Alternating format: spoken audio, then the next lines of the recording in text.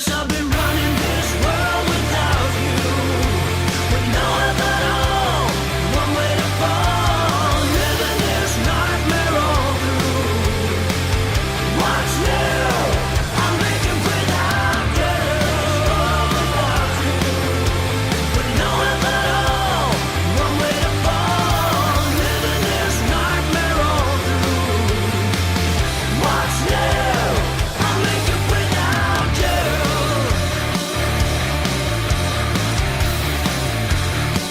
I'm making without you.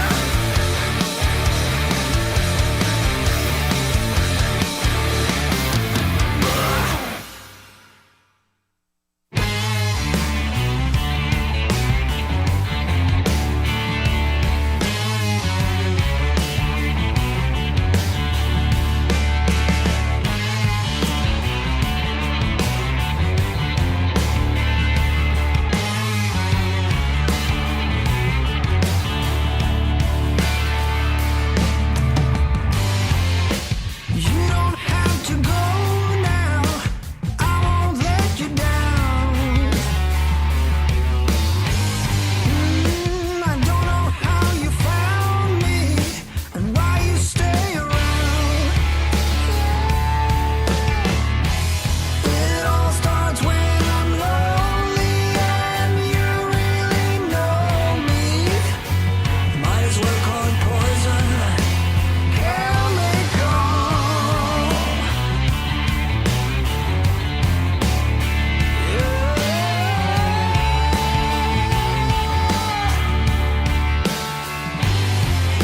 Something's got to give now. A change has got to come. I'm waiting for the fallout of what I have become. It all starts when I'm lonely and you really know me. Might as well call it poison. Chemical.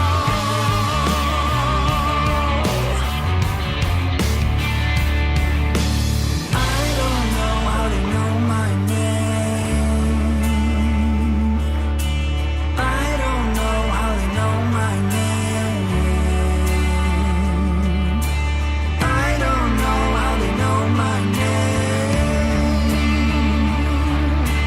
I don't know how to know my name. It's something in the water, in every one of us. And waves are Hello. Happy Wednesday. Back. What? We're back. We're back. Hola. She's supposed to say hola. Well, she doesn't say hola. No, because that's his one Spanish word, so we'll let him have it. Have it. He could say cerveza. Can you? Deuce cerveza. Dos. Deuce? Dose. Dos. Oh, goodness. Yeah, then maybe stop while you're Dose cerveza. ahead. Stop while you're behind. Yeah. We have a great show today. I'm excited. Yes. Also, today's my husband's birthday. So happy birthday. Happy birthday. We don't do birthday shout-outs, just so you know. Whatever. Yes, we I do what I want. You could do Thank you. You could do whatever you want. You could absolutely say that. And because we were talking about the Venezuelan food yesterday, That's right. is he cooking? No. I'm actually making a dessert that he loves. Ecuadorian? No, I actually don't know. I got the recipe from my mother-in-law, but she's So English, you- so I don't know. So this what is sounds it? like you totally... It's raisin pie. Raisin pie. Oh, I might need to try that. Yeah, I'm Something gonna else. Wait a minute, make were you two. talking I'll bring another one Oh, to fine, the I'll office. taste it because Yes, Yeah, because I've never had a raisin pie, and I like raisins. it's delicious. It sounds good, actually. But this is all because you forgot to make a dinner reservation, right? No, raisins, the dark no. ones or the golden ones? I use the dark ones. I mean, I've never I like tried with the both. light ones. I I like raisin- both. In my raisin pie, I both. love the light Here, ones. do you hear him? To, like, He's just, never had it before, but he's telling you In my it's raisin probably pie. better. But like he's this. telling he me likes it's better them with both. the So when light. you go to the store, make sure you buy them. Buy both. Will do. You have a go-to raisin? I'm not a big raisin person. Like I wouldn't even know. Like I like the blondes. that's the light one. Sun-Made. Yeah, the light Sun-Made. ones. I mean, honestly, I don't even know that there's another raisin company out there. I don't think so either, There has actually. to be. Oh, there have to be multiple raisins. I don't really buy raisins anymore, but when I was a kid, I'd have boxes of raisins. Right. My daughter loved those. Really? Yeah, I like Yes. them too. They're Gotta just be high in really bad sugar. for your teeth. They gotta be high in sugar. They're really bad for your teeth. Because How could they it be sticks- bad for you? Because the sugar Because sticks they to your stick teeth. to your teeth. It's like a gummy, Yes, exactly. Well, right? it Yes, can't and be it's worse for you pure than eating sugar. a candy bar or any of that crap. No, Well, I yeah, remember my kid's dentist. They said, like he would much rather have them have chocolate than gummies because the chocolate you just have a little water, it goes away, whereas the gummies just Right. sit Problem and is rot. with raisins, people will think, oh, it's natural fruit. That's So what I let's think. give it to the kid. That's what I Well, think. it ruins their teeth. But anyway, they are delicious. I will make the pie and you will see. Or in Brockmeyer, which you need to watch. I do. You need to watch. Amazing. I Because thought I've seen Brockmeyer. you've never seen Brockmeyer. Oh. It's great. Hank Azaria. So he's talking about somebody's like, got to have breakfast right. because it's the most important meal of the day. He's like, you know who says the most important meal of the day? Kellogg's, General Mills. Like you go down the list. true. He's like, you think cavemen ate Fruit Loops and Frosted Flakes? No. That's hilarious, but it's very true. He's like, they're the ones that tell you. It's my favorite. Breakfast? Know that, yeah. Yeah, It's my favorite meal yeah, of the but day. Because you eat two of them. As well. You eat one at like 4 and then one at like 5:30. No. No. Breakfast is my favorite meal, and I like, but I Your do. favorite meal, period. Yes. Same. That's disappointing. No, it's my favorite. It's not because of what you Because can. you have such, like, it's a limited choice. yeah, I know. Whereas I dinner, just like Yes, breakfast. it's true. Yeah. Right. I just like breakfast. listen, I'm not hating on a good omelet. I like but exactly the staples: eggs, Here's the problem. hash A browns, good dinner bread. is great every once in a while, but it's too every once like in a while. Here it comes. You know, you got to go out with people. You got to have a conversation. Like, there's effort. Like, we gotta talk. We gotta It's a lot talk. of Like, We gotta effort. talk. Like you know what happens when we talk? like- we get in trouble. Every time we talk, it's like something bad happens. like breakfast, you're by yourself. There's nobody bothering you. Right. You just eat what you want to. You Actually, eat in I was thinking about you. silence. Have you seen the commercial with Owen Wilson and? I don't really watch TV, so probably You not. have. It's the one. It's for Comcast where the split screen. Oh my God, who's the? Oh my God, I can't believe I'm drawing a blank. Anyway, he's like, I'm gonna make breakfast, and one of them is pancakes and guacamole. And I'm like, oh my God, that's such a Tom thing. Oh yeah, I think I've seen or heard that, but I pancakes guacamole sounds perfect. Wait, is the guac instead of the syrup, or you still have syrup? No, I just like putting guac on everything if I could. Oh my God. But it could be like buckwheat pancakes, so I they're not hate- sweet. Hate buckwheat pancakes. Okay.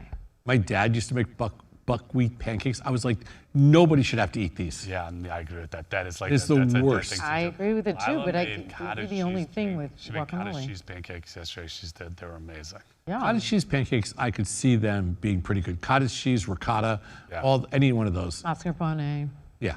Yeah. Any one of those is good. I agree. Yeah, you can put cottage cheese or sour cream in anything. Sour cream and cottage cheese are very different. Can I tell you something about Very sour cream and cream cheese? Here, Don't cream ruin- cheese. Don't ruin it. I did not know this. Oh, don't ruin no. it. I saw some chef do this. Oh, don't ruin You it. put cream cheese in your scrambled eggs, the best scrambled eggs you ever had. oh yeah, yeah. I've but had that. hello, Yeah. that's not news. Oh, well, it's news to me. Okay. You know where I learned that? Where? American Airlines. TikTok. American Airlines in the executive In lounge. the executive lounge, The one he- the the one- one you no longer have access to. that hurts. Because what happened to American Airlines? Why did you kick him out? I know. Such a nice guy. It's right, exactly. They teased you. It's a teaser. Please come back to him. They did. So so I have to rethink everything. Plus, I'm off the road now. Well, you have to rethink everything, like your relationship with American. Yeah. Like, Well, because I'm off the road now, so I'm going You're to in be. town. your status is gonna plummet. I'm going to be. Yeah, my status be a is going to. Johnny. I know, and you can't really buy your That's way. okay because you don't want to go anywhere anyway. Yeah, you. what do you just need it get for? The credit card. I don't want the credit card is bullshit miles. Like if you get real miles is from traveling on a plane. It's- Like, bullshit miles is Okay. a credit card. Okay. Well, it gets you the same thing. No, in my family, it gets my wife the same thing. Like she has them. I don't care. I don't want those miles. I want I want to earn them. to earn them. I want to earn them because I was sitting in a chair. That's right. On a plane. That's right. For 1,000 hours in a year. That's right. Okay, I got it. I I'll take the credit card. don't want the credit card miles. Right. I have the credit card miles too. I don't want You those. do not have an American Airlines credit card. No, I don't have American Airlines. I have the Universal.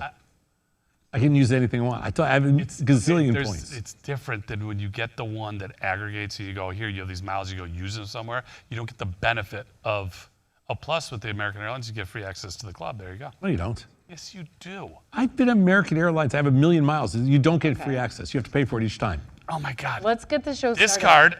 card, okay, let's put a number on it. This Oh, you're talking about the American Airlines. credit card. Oh yeah, that's the Johnny Club. I don't want that. Oh my The God. good club you don't get You access can't to. get access to that unless you get invited, which they invited you and they realized it was a You mistake. or you have to fly, or you have to buy an international ticket. Yes, that's true. So if you want to go to New York, you buy a ticket to London. London, and then you get, there you go. So you can get the good eggs. SMRT. Oh my God. Okay, well, On that note, on that so note, what's on the show today? yes, we have an amazing show. We have Mailbag and Love Letters. We have Scott and Tom weigh in on investing in non-public companies on Unleashed. Tom has a bone to pick with Scott Bessent. On Wow, we will be talking about challenges. And last but not least, market talk. I really hope Scott Bessent's not watching our show today. Why not? Let him listen. I would love to hear that he was watching this show Yes. today. I don't really need him to watch the show. All right, well, let's get going. On Mailbag, we have, can you expand on likability? I am curious what you mean by it. I mean, likability to me is one of the most critical things for throughout life. I mean, like, can you think of, other than a few senior executives that don't have to be likable, or some like actors, Jeff yesterday was talking about some actors that he found that weren't. And it was heartbreaking too, because I Heartbreaking. like the guy. Yeah. Never meet your heroes, right? Yeah, never. And so I think that I get it with some like superstar athletes, or I don't think they have to be like that, or some actors, or, I don't think they have to be like that, or CEOs, I don't think they have to be like that, but I think there are people like that. But I think generally speaking, I think it's really simple. This is what we were talking about yesterday. Just say, look, it's a life lesson.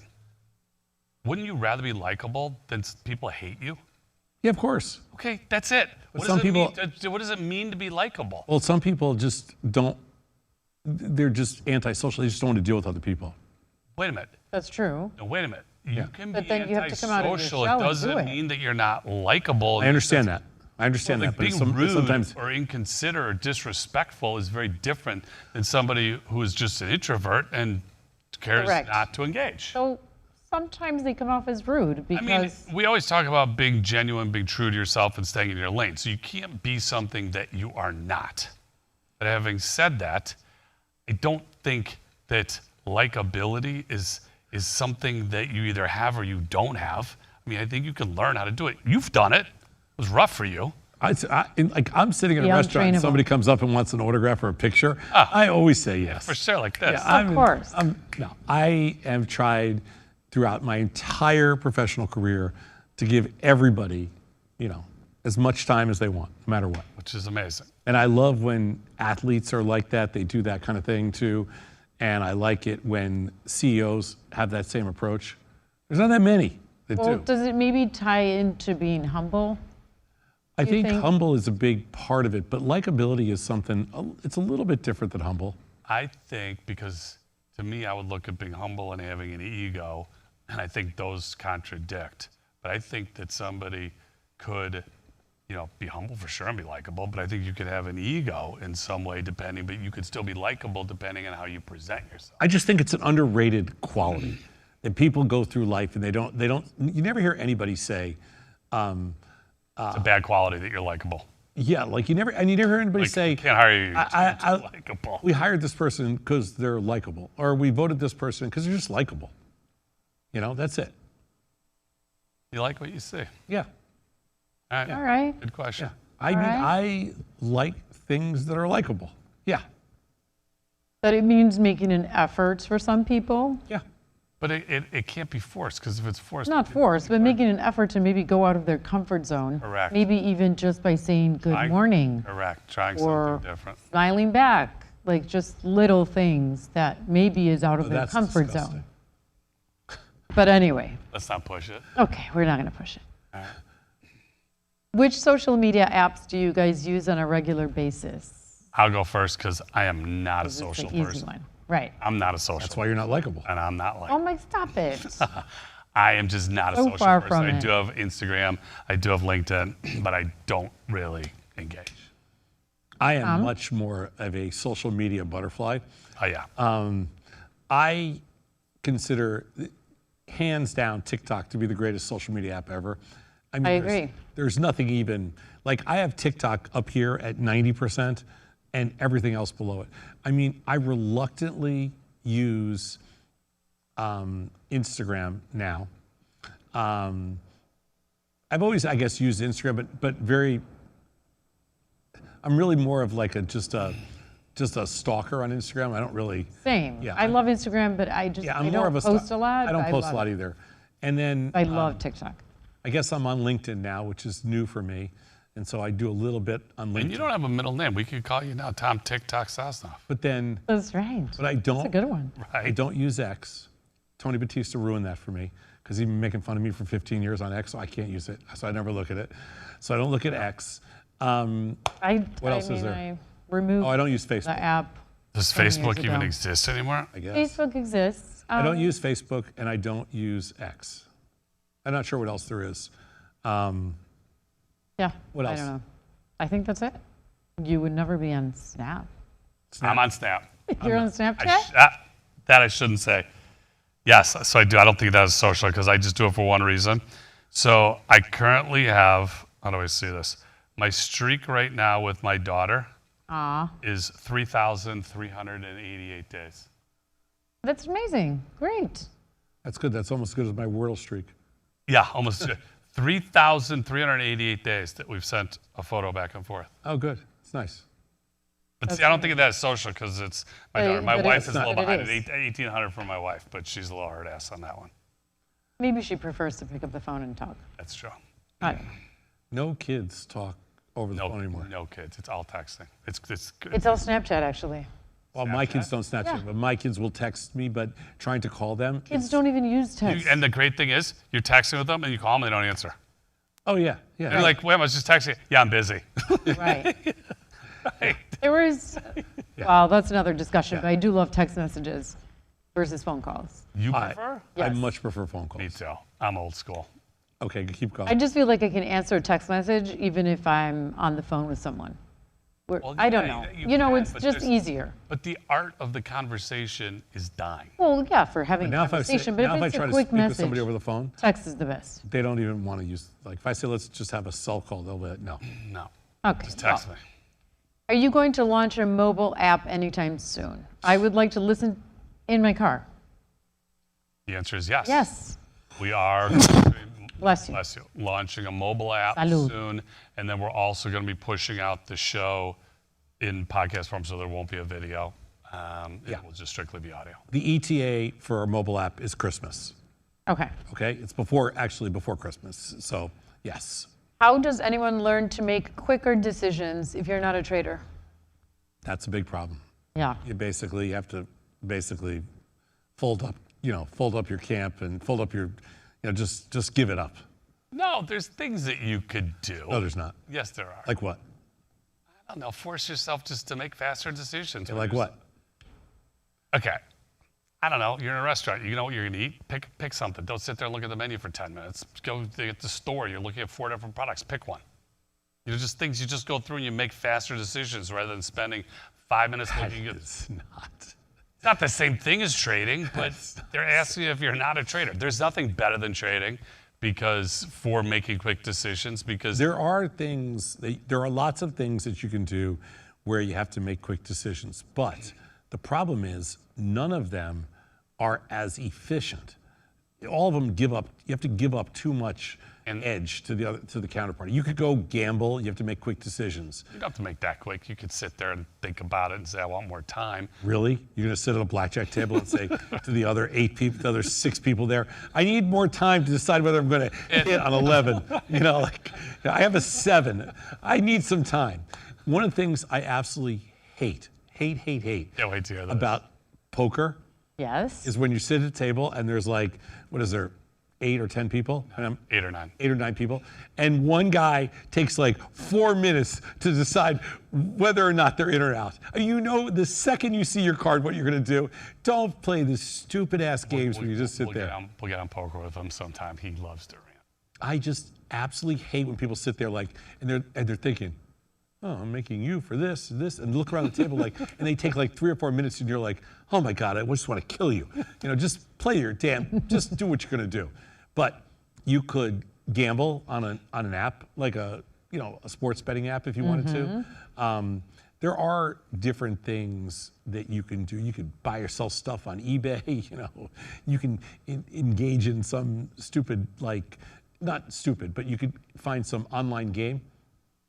Like you could play chess or something else with a bunch of people. Yeah. There's just anything that makes your brain work faster, anything that makes you make quick decisions. The reason trading's so good is because not only is there an emotional side to it, but there's a monetary side to it. And that makes it have more value. Right. And the great news is, as you just said, because it's so efficient, it's the best place to learn how to do it. Yeah. There we go. Not even a question. Oh. More food reviews in cars from Seoul. Yeah, where's your next food review gonna be? I don't know. You tell me. Well, Are you just doing a You series sent me to of chicken parms? the chicken parm. I know, but now I'm gonna have to send you to like, You know what we need? where? I'm actually missing. This is a sandwich that I'm missing, but you're not really a sandwich person. No, I'm not. But I'll try it. Fontana's. I was thinking of Fontana's, but you know what I think is Fontana's. better for her? Mm. Something that That's a lot. That's Fontana's big. it's too big for her. Yeah. I think like a chicken sandwich, like Fry the Coop versus Dave's. You've never had either, right? No. Okay. I think like very Dave's different. hot chicken or Fry the Coop. Fry the you Coop's know, amazing. Yeah. So is Fry- Dave's. Dave's, very different. Very different, but like, Where are they? Well, Dave's, don't you worry. they're all You're- over. The one They're in close- your neighborhood. yeah, Okay. they're in the shuffle zone. You're right in your shuffle zone. Fry the Coop's unbelievable. Yeah. That's a good one. Dave's is good too. I think chicken, fried chicken. I mean, you won't eat the whole thing, but you just take a bite of each one. Take a couple bites. Because otherwise, it's not going to be 10 pounds that the camera puts on me, but the chicken sandwiches that are going to put on the 10 You can eat a pounds. sandwich and you'll survive. I'm okay.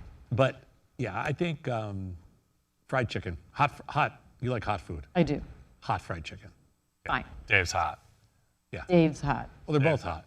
Well, you can get hot. Yeah, you can Okay. get them hot. Well, yes. we'll go with the Very different. through the instructions That's the next one. The next later. one's Got it. fried chicken.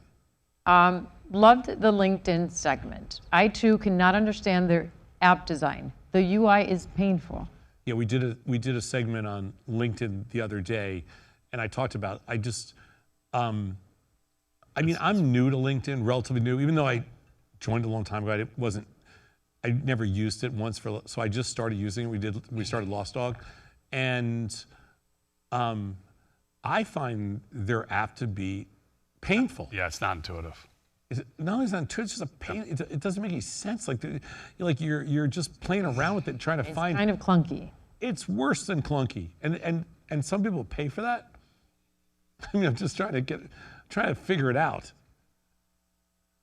Right. Yeah. I mean, I think is nominal. I don't Okay, think is do you think it's expensive, nominal? but still. What do you think is the cheapest LinkedIn subscription? Never looked. Least expensive. Under $100 For a year? for a year. $360, $30 a month For a year. for a year. The most Really? expensive one is like $1,000 a year. 90, I think it's 90 or 120 a month. What do The cheapest what one do is you $30 a even- month. There must be some technology that's behind the paywall because otherwise I just don't. Yeah, see. well, there is. You can, you can have your resume. You can see things before. You can see things other people can't see. You can position yourself differently. If you're looking for a job, you can see where you are in some cases in the queue, things like that. But But I've never seen that. The free one is brutal. But it is painful. Yes. Yeah. Agreed. How can I use AI to improve my profile resume without being obvious about it? It's a good question. Yeah, it is a good question. I think you got to see what AI, whatever the model is you're using, what it spits out to you, and then you look at it and say, does this look like it's believable? Does it look, like it's obvious that I used AI?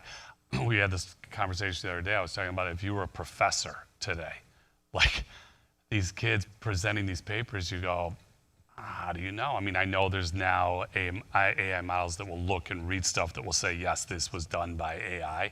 But, my thought is you just sit down with one of the students, you randomly call them out, and you ask them to explain what they wrote. A lot of people do that. They do it random. Your husband's a teacher. How does he do it? Random. You just got to randomly just say, go ahead, explain this to me. See if There they can. is already an AI that helps you search what AI content might be Correct, in papers. which is what I'm saying, so that it's going to tip you off.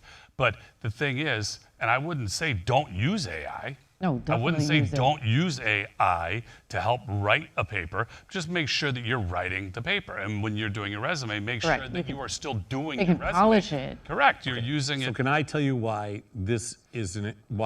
how AI can help you? Because profile is a term that we use here at Lossdog it's like, I think it's the next generation of a resume, right? I think it's your profile. It's like your portfolio. Like if you're an artist or you're an actor, you have a portfolio of all the work you've done. And I think a profile is closer to a portfolio than just a written resume. And I think what AI can do is it can help you tailor that resume like we talked about yesterday. It can help you tailor that resume to the position. To a position. Like let's say you're applying for a job as a teacher, just as an example. And you say, I'm applying for a job as a teacher in the suburbs of Chicago as a science teacher. Okay? Tell me, what are the important things for a resume? And then it lists out the important things, and then you can decide what you want to include. In that sense, that's the way to use AI to improve your profile, your using resume. AI to give you information to help you to write it versus having AI do it for you. Right, But no. this does not say Definitely, have it's AI do always it for you. help to write it. Without being obvious, but it's saying without being obvious, and it's not That's obvious. the way you're doing it without being obvious. You asked it, hey, right. this is the job I'm applying for. Give me some of the things that the recruiter or the employer is looking for, and then I'll include some of those things in my resume. And I would say, please proofread it, people, 1,000,000 times over before sending it. You have no idea. That's one of my pet peeves. And English is my second language. Finding typos or errors in even news publications. And you can see that they were done with the help of AI. Yeah. Just don't do it. Just proofread it. So there's no mistakes. Easy as that. Got it? Thank you. Stop sugarcoating things. I like the brutal, Tom, says one of our love letters. I get a lot of these over time. There are people that say, hey, you're too political, you're too raw, you're too crude. But then there's also the people that go, that's the thing we like. The brutal time, I'm trying to be nice because, this is our first time in a long time working together. So, it's going to get worse for you. You know that. We know that. But I'm trying to be nice. But it's because you care. Of course I Right? care. But the brutal time will You're be back. passionate and you care. Yeah, just So. wait till the rant today. Right. All right, let's move on.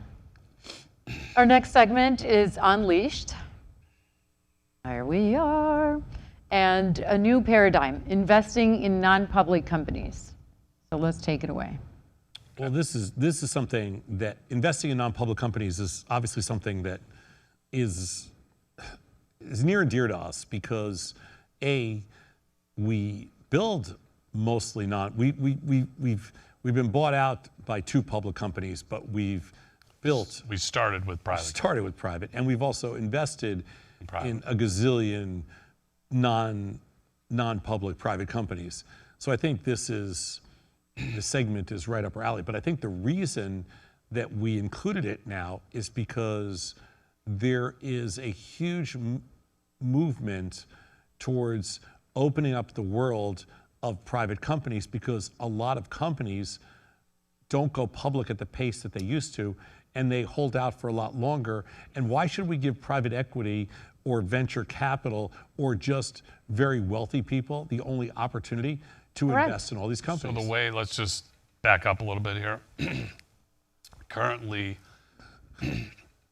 up until recently, there are some websites out there that are getting around this, but up until recently, the only way that one could invest in a non-public company would be as if you had to be an accredited investor. Accredited investor, last 2 years, you had to have income of $200,000 individual, $300,000 combined, or a net worth of $1 million, not including your home. That precludes most people.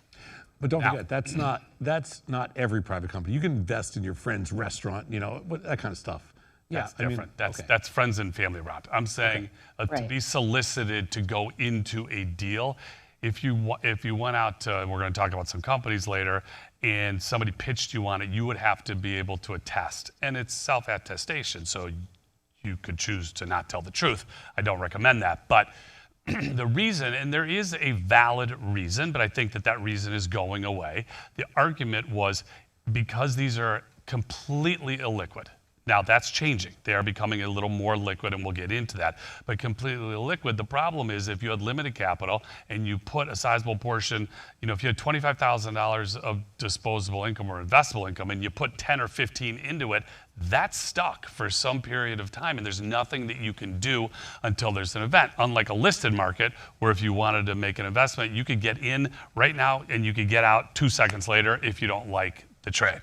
Correct. So the world's changing a little bit. In doing some research on this, one of the things that I learned, which I thought was interesting, I believe that they're now say if you have a Series 7 or a couple of other licenses, that qualifies you. So that's nice. So I guess they're saying if you have the knowledge of being in the financial markets. But there are some companies that you're limited as to what you can put in, but you do not have to be an accredited investor to go through these companies to make investments. What I've heard, though, is that they're a bit pricier. They're priced higher than they would be if you were going through the more traditional route. So now let's get into the conversation. So I think the first line here is the most important. Companies stay private for 10 to 14 years instead of 4 to 6 years. That's incredible that we've gone, because when you think about it, most things speed up. Most things don't slow down. And the fact that companies are staying private longer it's really a testament to the idea that the amount of oversight, regulatory oversight, being a public company, the costs of being a public company, the quarterly earnings, just the fact that you're being marked to market on a daily basis is something that a lot of people don't want to deal with. The nice thing about being a private company is you can say you're worth whatever, you're private. You can say you're worth whatever you want, and people don't have to believe you, they can believe you. But the public markets are very brutal with respect to pricing you where you should be. Now, sometimes the public markets price you too cheap. And don't undersell the portion of the bandwidth suck, the time that you have to put into running a public company versus if you're private, you can just do what you want to do and go focus on the business and have a lot of fun and doing what you want to do versus the scrutiny of the regulators. But sometimes you can go public, and companies, for example, that have gone public in the last year, like for example, Circle is one company, Reddit is another company, Palantir, another company that have all gone public, recently that have gone up tenfold, in some cases. Palantir tenfold, Reddit tenfold, Circle fourfold.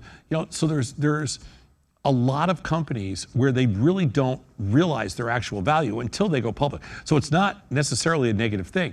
It's just people they don't want to deal with the oversight. They don't want to deal with the regulations. They don't want to deal with the additional costs. They don't want to deal with having a different group of investors. They go away from the friendly fire.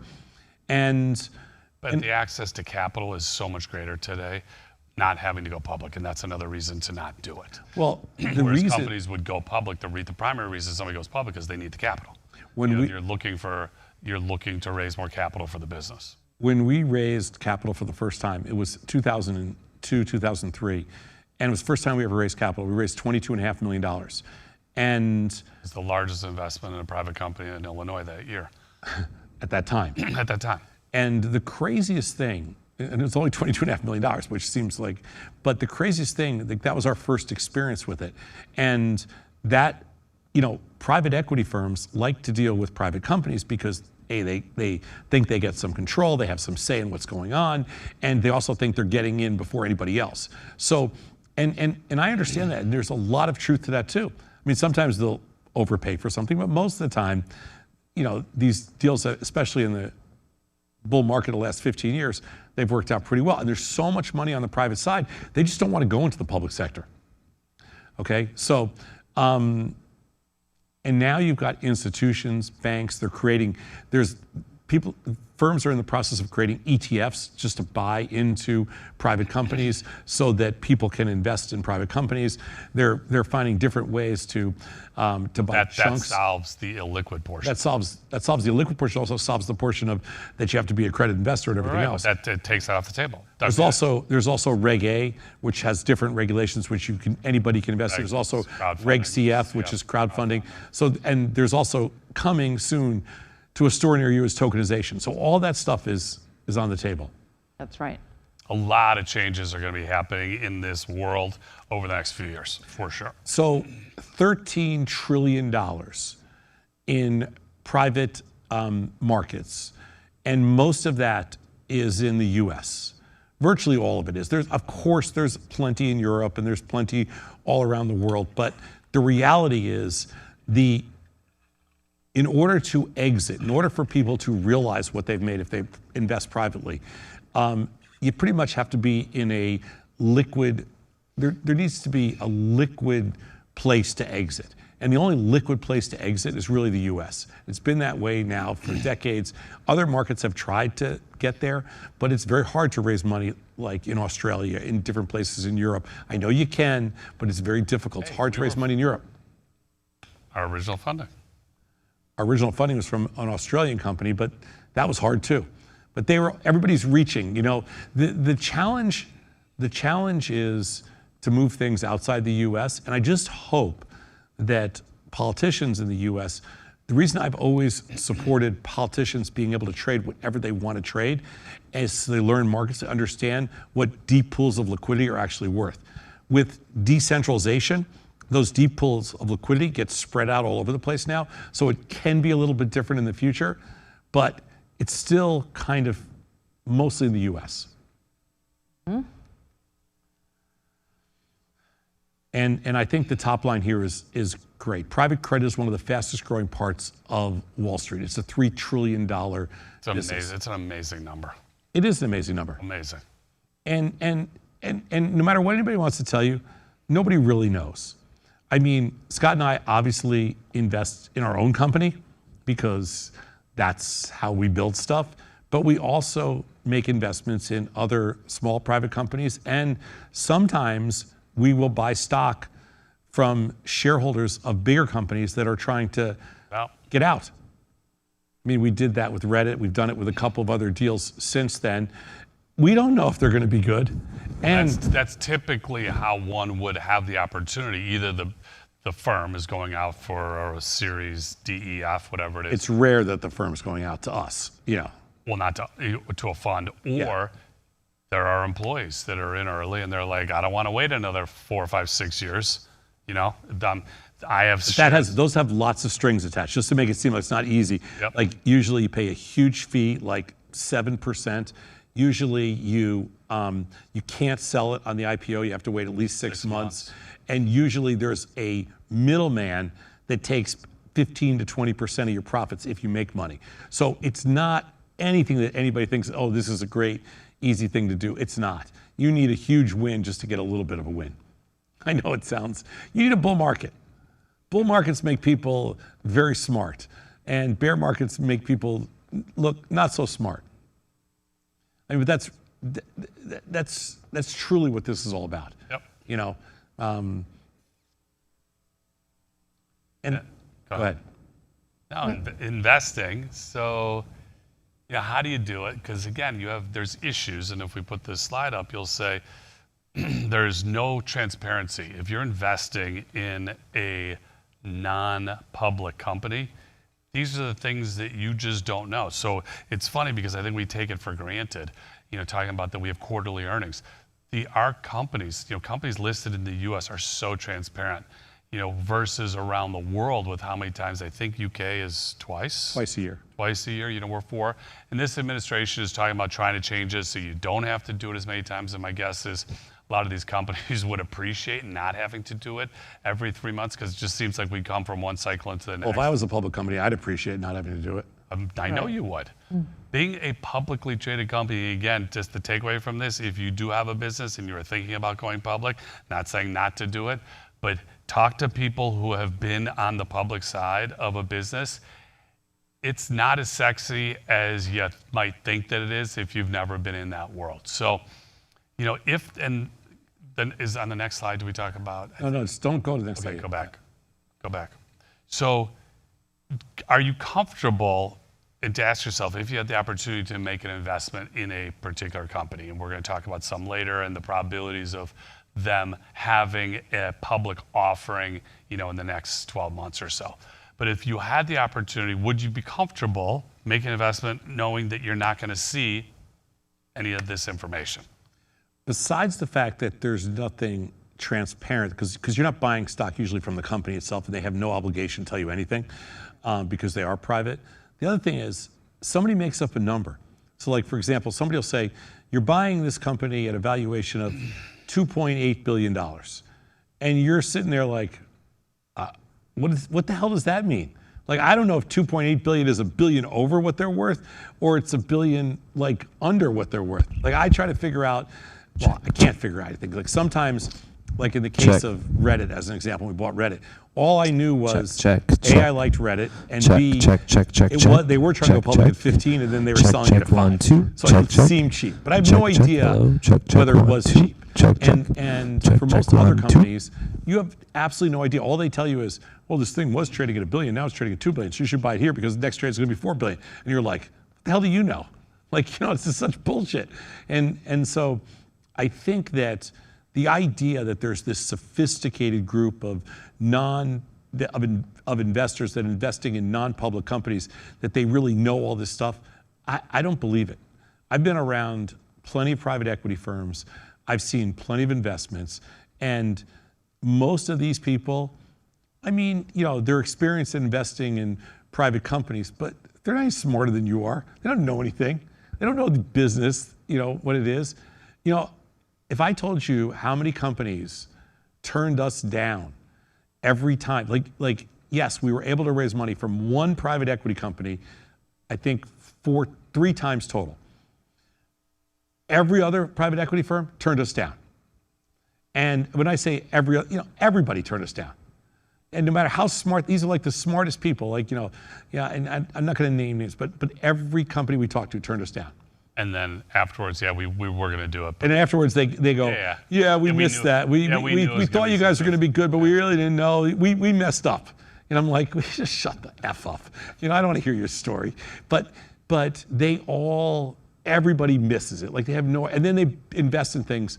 I'll never forget this one company that we were talking to. They're like, we don't really like you guys, but we like this other deal. And the other deal was, I want to say at the time, instead of investing in Tasty, they were going to invest in Vice. Remember Vice, the TV, Oh, yeah. Yeah. So it's online. Rather than investing in what we did, I think they invested in they wanted financial media. So they invested in Vice, and I want to say the Street.com, which was, I think, Kramer's company. And they both went to zero.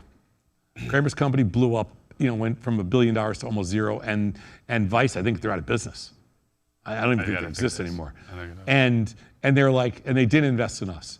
And a couple years later, our paths crossed, because like we said the other day, never bite the hand that may one day feed you. It's a small world. Our paths crossed, and I see the guy, who turned us down. And at the time I told him, I go, those companies suck compared to us. And then he looks at me and he goes, do you remember what you told me? I go, yeah, I told you those companies suck compared to us. And he goes, oh, you remember that. I go, there's certain things I don't remember, but those things I remember. He goes, yeah, you're right. But it's just, so don't think these people are any kind of geniuses, because they're not.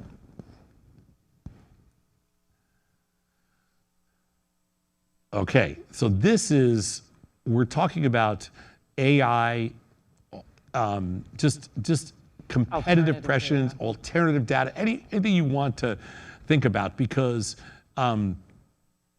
there's definitely been a movement in the last 5 years primarily. We saw it before from 2022.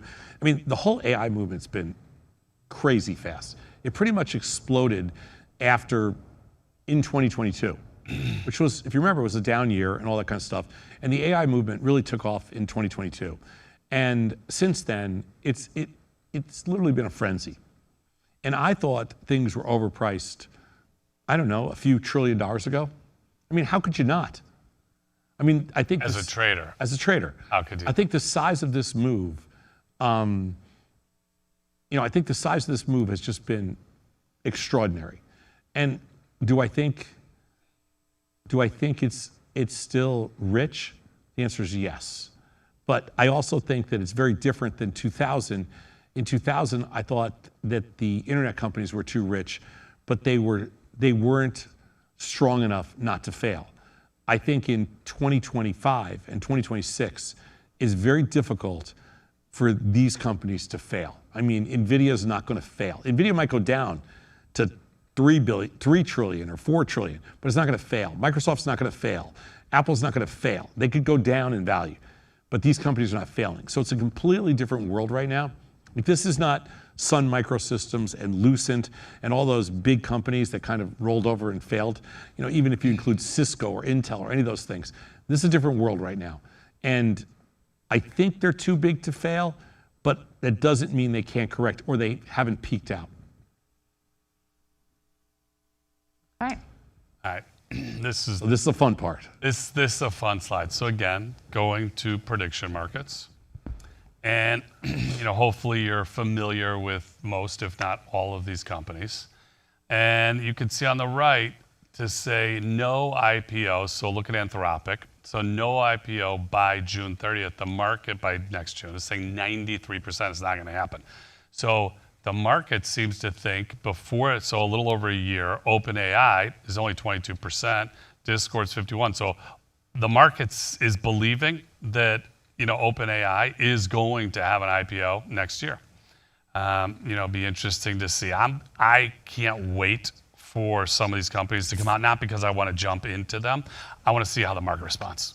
The interesting thing about OpenAI is it says IPO before 2027.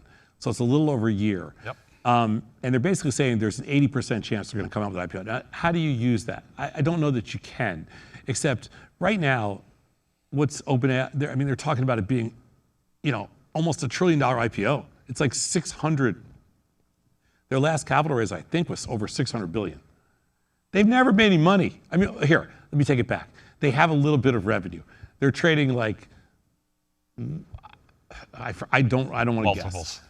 The multiple's like ridiculous. It's, on this one, the only one that would really be interesting to me, like if somebody came to me right now and said, hey, which one of these companies would you want to buy? I probably would like Discord. I like Discord to start with. I've done a bunch of webinars on Discord, done a bunch of chats in there. I think it's kind of cool. It's a good, they have a really nice user interface, and I like Discord, and I kind of see it a little bit like Reddit-ish, and I don't know what the market cap is, so it would depend on the market cap, but I'd be interested in that. And I will say that this is available. A lot of firms have it. Tasty is building it. I think they're planning on launching it relatively soon. But there's something called Click. It's Click IPO, which connects to your brokerage firm. And they go out and they get pieces a lot. I don't know if they're going to get these deals. I can't tell you what they'll never get these deals. They might. They might. I mean, they've had some big deals. It's very hard to get these deals on an IPO because they're all hot issues. I understand they've had some big deals. So just take a look at it. When there is an IPO, regardless of whether these or anything else, if you do have a brokerage account, check your firm. If they don't have it, ask about Click IPO. It's a beautiful interface that just drops right into your account. Literally, you go in. But nobody has it yet. It's trading in a lot of places. Tasty's a little behind. Okay. It's out there. It's absolutely out there. So you could say you want to buy, $500, $1,000, $5,000, $10,000, whatever the number is, and then based off of how subscribed it is, you get a percent. You might get the whole thing. You might get a partial. It's rare you wouldn't get anything, and it just literally drops right into your account. And a large part of the reason, counter to what Tom is saying, a large part of the reason that these firms want to go to retail is because because the way that these deals typically have gone is that it's the big banks that are the underwriters, the big banks, so whether it's JP Morgan, Morgan Stanley, Goldman Sachs, then they go to their best customers and they say, hey, would you like, $100,000 worth of whatever, you buy it, you sell it, you just sell it and make your money that day. The company doesn't want that. So the company would love to have it in the hands of retail, where retail's going to hold, they're going to hold the stock. So when the time comes for IPOs, you can go look and see if it's available, and that's a way that you can get into on the opening print for whatever the IPO is. Check back in 6 years. Go to the next slide. Well, that's our time for Unleashed. A Gonna little move on. Unleashed. Yes, if you're a Scott Bessent fan, don't watch this Bessent. piece. Bessent. Scott Bessent. Bessent. Or do. Maybe If you're a you Scott will Bessent agree fan. with some parts. If you're a Scott Bessent fan, yeah, you want to I say listen go to the bathroom. and join the conversation. I am not a fan, so that's where I am on this one. I have a bone to pick with our wonderful Treasury Secretary. So nobody embodies crony capitalism more than Scott Bessent. Am I the only one who finds him creepy? I'm Tom Sosnoff, and I have a bone to pick with a pompous, awkward Treasury Secretary who parrots conspiracy theories, turns his back on the LGBTQ community, and refuses to answer difficult questions about anything. As history has shown us, we are all dumber for having to listen to 5 minutes of Bessent's past incoherent congressional testimony or psychotic babble on social media. I thought when Trump picked his highest ranking cabinet official, finding someone scarier and more tone deaf than Howard Lutnick would be next to impossible. But boy, was I wrong. Scott Bessent, the Treasury Secretary, just looks like he was born with a blank stare without a backbone. He defines arrogance without purpose and hypocrisy rather than progress. This is a different script for Trump. Rarely does he appoint a cabinet member with an impressive resume. Trump usually chooses loyalty over smarts. That's the definition of crony capitalism. I guess we should be happy Bessent wasn't a Fox News host, but be careful what you wish for. This is what happens when the role of Treasury Secretary goes to someone whose position on critical issues is whatever his boss tells him it should be. Over the summer, Bessent stumbled upon simple interview questions like who pays for the tariffs? And when pressed about tax cuts for the rich amid rising national debt, he could not articulate an answer. These were not difficult questions, unless, of course, you knew your answers would make Alex Jones blush. Nothing says serious economic policy like weaponizing conspiracy theories to undermine central bank independence. Unfortunately, Bessent is so detached from reality that he doesn't realize how out of touch he is with the American people. So please, drop the conspiracy theories, stop lying, and have an original thought. They're not going to play that in church this weekend, but I don't care. You know what? This guy's bugged me from the day Somebody sent me something. I haven't gone I've never seen anybody more pompous than him in my entire to life. research it, but his comment about why cattle prices are so high in our country is because illegal immigrants are bringing diseased cattle into our country and destroying our populations. I told you the other day his response about why tariffs, that first of all, the American consumer is not paying for tariffs, even though we know that 65% of the tariffs are being paid for by the American consumer. You cannot lie about that stuff. The other thing, the whole concept of the consumer paying for tariffs, which effectively will then lower the deficit, which will reduce inflation, which is his argument. He completely avoids saying that the tariffs are really there to reduce taxes for the rich, which, you know, he's a billionaire. So I just despise that person. Anyway, enough. There we go. Anyway, well, let's move on to Enough of enough. some inspiration, words of wisdom. So we Let's go talk about from challenges. a rant to challenges. This Yes. is one of our favorite parts of the show because we get to talk about things that inspire. That's right. Such as the importance of creating challenges. So I'll start with this and then we'll go back and forth. So I've probably said this a million times. One of the keys to success, because success is so marginal, is longevity. But throughout the process of hanging around, you have to create challenges to stay engaged and to keep people on board with you and to keep the whole game going. Everything that we've ever built is built around constant challenges. In fact, at Lossdog, we have meetings like once a week. I'm not a huge fan of death by meetings, but once a week we have a company meeting and we talk for an hour and we just throw ideas around. And you know, at the end of the meeting yesterday, we solved a lot of things from just throwing spaghetti against the wall. And we have created an enormous number of challenges here because this is a new startup. And the importance of that to get where we want to ultimately go, which we don't even know what that is, but it's all based on just piling up challenges one on top of another. And it also keeps your entire team, your dev team, your research team, your AI team, your support teams, everybody engaged. This one actually goes back to the person that said, how do you learn to make quicker decisions if you're not trading? This is a way to learn how to make quick decisions because we did make a bunch of decisions yesterday fairly quickly. When we started that conversation, we were not sure what direction we were going to go.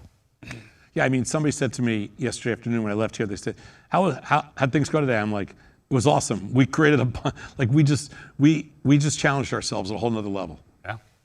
And everybody that watches this show and everybody that's going to use our software, and we hope it's 100,000 plus people. I hope it's going to be 1 million. I mean, we've built software in the past. I know we're not allowed to celebrate because there'd be a little bit of celebration if we got 1 million viewers. 1 million people watch the show. Oh, you mean by the time we're done? Yeah. Oh, it'll be. Millions. It's a big number. It'll be a big number. But we built software that has been downloaded. Yeah. You know, I mean, the Tasty platform has been downloaded probably, somewhere 5 to 7 million times. The Thinkorswim platform, since it's been around for 17 years longer, it's probably been downloaded 30 or 40 million times. Yeah. I mean, we're hoping that the Lossdog software gets downloaded millions of times, but it's a little different because it's subscription based. But it's a little different. But I still think between the show being watched, which will be tens of millions, and then the downloads, I think it's gonna be fun. So that's the challenge for us. So I like this one because we seem to be we differ on what we think culture means or how culture exists or the importance Right. of culture. So culture is built around challenges. And my takeaway from this one is to say that it's infectious. Because as people start to feed off of each other, as you start to create and you build and you iterate. So long as people truly feel that they're being heard, so that people feel that their ideas are of interest. So we'll tell people, no, we're not doing that. Here's the reason why. Or we'll say this. Or you know what? That's a great idea. Let's do this. And I think we had 3 or 4 people in the meeting yesterday that threw out ideas. We're like, great ideas. We got to work on those. And it feeds off of itself. So as a leader, if you are a leader in the business, understand that you're always being watched and you are going to be hopefully leading by example and people are going to want to follow you. And if you're presenting yourself in a way that you are likable and that you're interesting and you're coming up with ideas and people see the vision, everything will get built around the challenges. Culture is challenges. That's what culture is. There is no other Like when you look at all the successful companies out there and you say, how did Apple get where it is today? How did Facebook get where it is? How did Amazon? They build a culture of challenges, and they find people that's what they live to do. Like I have found that like the best thing you can tell somebody is, hey, don't ask me, get it done. I hired you because you know more about this than I do. So go get it done. Well, this Smart one, people need to be challenged. well, this goes without saying, but you know, if you want to hire leaders and you want to hire lots of smart people, and don't downplay smarts, because among all the other things, likability, articulation, everything that we talk about, dependability, you still need smart people. And I use the essential assumption across the board that everybody's smart, but there are definitely different levels. And if you do find like super smart people, you want to keep them, challenge them. And you have to challenge them, and you have to challenge them, and you have to throw stuff at them that they're probably going to fail at, but it's okay because they're going to learn from that, and then they're never going to fail again. It's important to always innovate and create, Yeah, never stay still, right? right? And you know, you've always thrown out the 10-year rule, like you got to recreate at 10 years. You know, it's just things start to die. But it's always important to, if you ever are in the lead and you start resting on your laurels, you're done. You're done. You're done.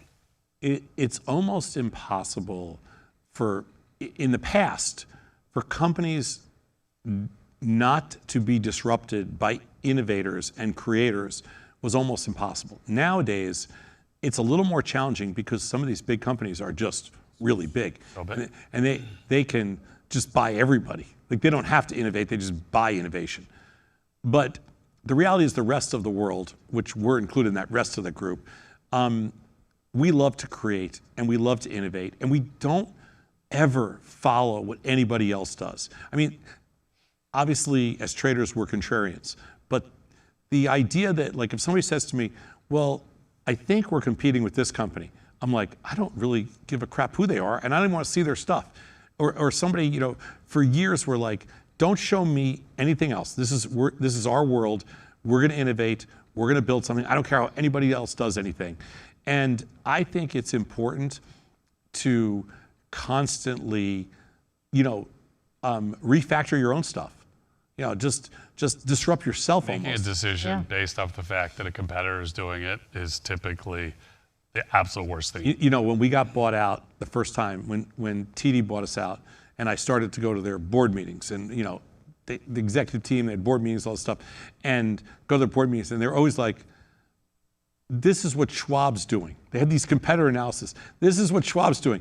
And I would just bury my head. Those guys are like, stop, Tom. And I'm like, no, I can't listen. Why does anybody in this room give a fuck what Schwab is doing?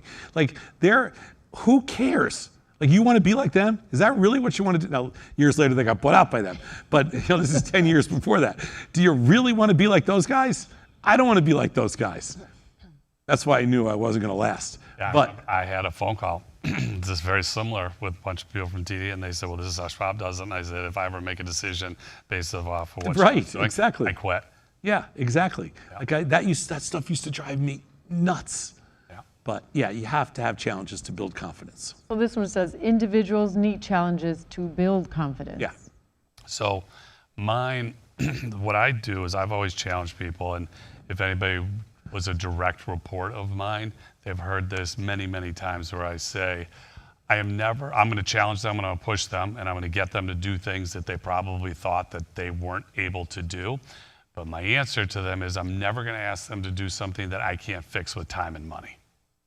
So if you have that wind at your back to say, look, I don't really know what I'm doing, but if he tells me I can do this and he said I can fix it, he can fix it if it's a problem, all of a sudden that really starts to build confidence. And Jason, one of my directs, I remember he made a comment to me. He said one of the things he loved that I said to him was, keep doing what you're doing until I tell you to stop doing it, because I have confidence in what you are doing. If your business or people are challenging you, that's because they like you. That's because they believe in you.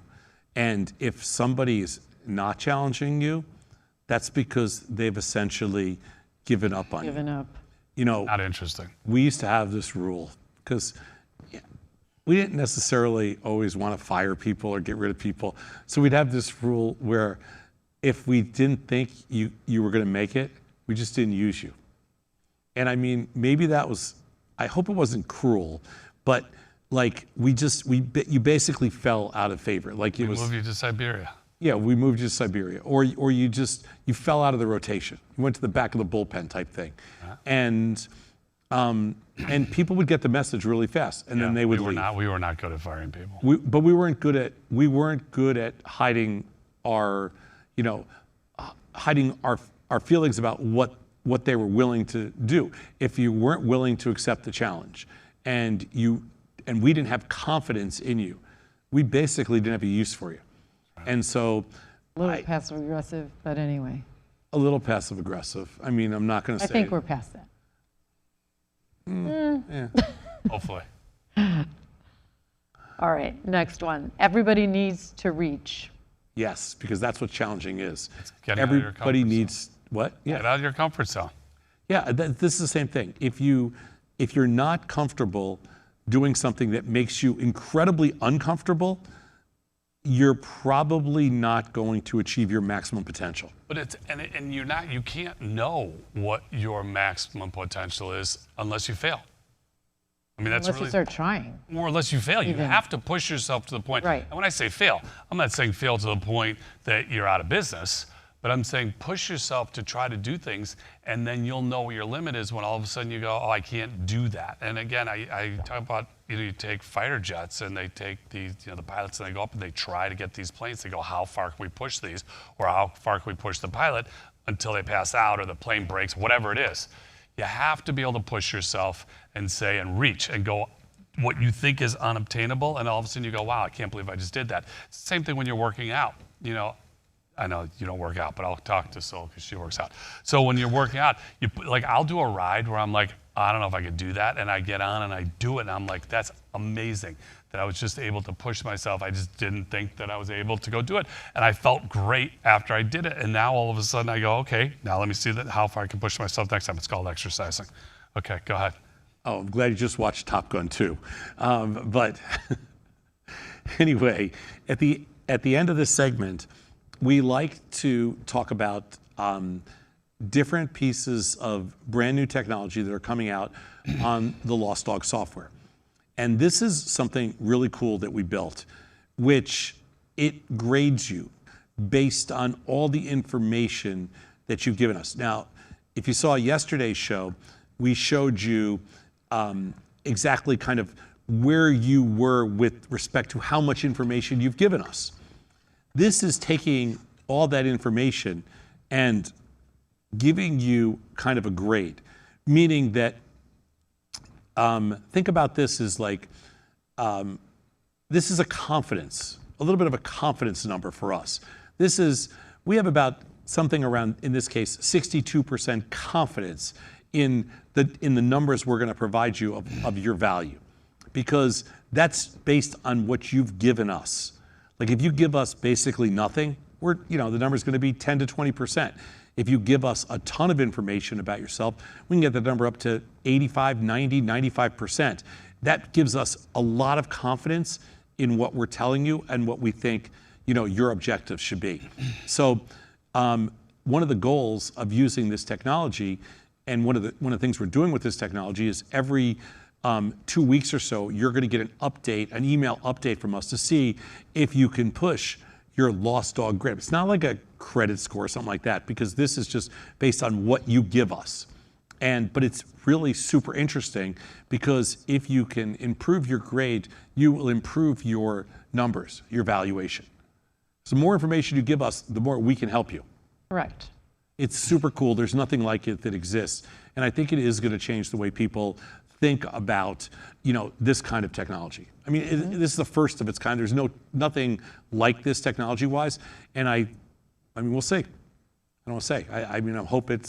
I hope people work on their Raise grade. it. Yeah, they will. And 62% is not failing. I know that was your, No, it's actually advanced. yeah, I know. Want to see it again? No. Oh, there it is. All right. Well, our favorite market talk. Thomas got to take on today's financial market. Yes, because we know that everybody, wants to talk about markets with us, and we try to mix it up every day and talk about a little bit different things. One of the things that I thought is very interesting over the last couple of weeks is the movement in some of these digital asset companies that they basically collect digital assets. For example, like MicroStrategies. Now, Bitcoin has gone from, let's say 25 to 125 was like the high, 125 to 90. And I think yesterday the low was 90-ish. And we've got to the point where, okay, that's let's call it a $35,000 move. So it's pretty close to 35%, which is a nice little pullback. I'm not saying it's cheap here at all, because I don't think it actually is. But Bitcoin's dropped about 35%. Some of these digital asset companies like MicroStrategies, and MicroStrategies is the top of the food chain, and then there's 100 other grifter companies that are below. Don't get me wrong on this. MicroStrategies to me is a grifter company. I don't like that model. I don't like how Michael Saylor explains it. I don't like the terms that are given to investors. I don't like anything about MicroStrategies, and it wouldn't surprise me if that's one of the reasons that Bitcoin goes sharply lower, is because MicroStrategies at some point has to unwind. But that being said, plenty of people do like investing in it, and that stock has dropped from, let's say, I don't remember the exact, I want to say like close to 380 down to 190-ish. I think that was the low yesterday. 185 was actually the overnight low or something like that. So that stock's dropped over 50%. And just to show you, so the beta on that, which is just basically how much it moves relative to the underlying market, is, the beta on that's like, let's say 30% higher than Bitcoin itself. So MicroStrategy has this higher vol built into it. But MicroStrategy dropped 50%. Bitcoin dropped, let's say 35%. And so it gave up a lot of that premium. It still is premium, it still is rich relative to Bitcoin, but it's a lot less rich. And I think one of the takeaways from this is, with all these copycat companies, like all the Ryan Cohn companies, all the Trump companies that have basically copied this model, they've all gotten destroyed. And they're down by 50%. And it's been quiet. And it's been super quiet. It's been quiet. We haven't even sold off 3%. So it's 4%. This has been quiet, which is strange to me, and I don't even. You know what happens when you get a 20% sell-off? Yeah, I don't. These companies are going to go to freaking zero. Yeah, not zero, but above zero. I don't have any positions in crypto right now, but like when you see a move from using Bitcoin, you can use Ethereum. It doesn't make a difference. Ethereum's dropped 25% from 4,000 to 3,000. Yeah. But they've been quiet. It's been orderly. It's just kind of been doing this. Again, if Michael Saylor, if they run into a problem and he's got to liquidate, I don't know what pressure, I don't know how much Bitcoin he has. It's obviously not going to be good. So my fear for these currencies right now is that everybody that wants in is in. And who's going to there's no shorts, let's put it that way. Correct. That's why when somebody argues about why shorting is so bad, to me, this is exactly why you want shorts, because at some point the shorts are going to cover, which will create buyers. I don't know who's going to be buyers of this stuff, and I'm really fascinated. I think it's going to be fascinating. I'm a buyer. At what level? Well, I bought Ethereum. My best real buyer. I'm not saying. I didn't mortgage the house to buy Ethereum, but I bought Ethereum yesterday under 3,000.